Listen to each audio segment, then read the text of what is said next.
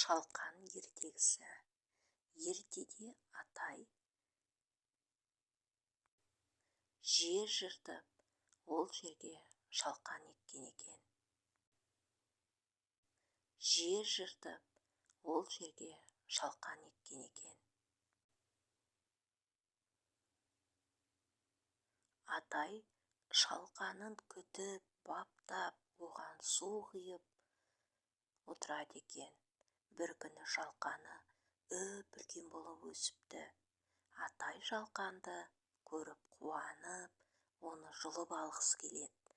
Шалқанды әрі тартады, бері тартады, жұлып ала алмайды. Енді не істерін білмей тұрғанда, әжейді шақырады. Әжей келеді.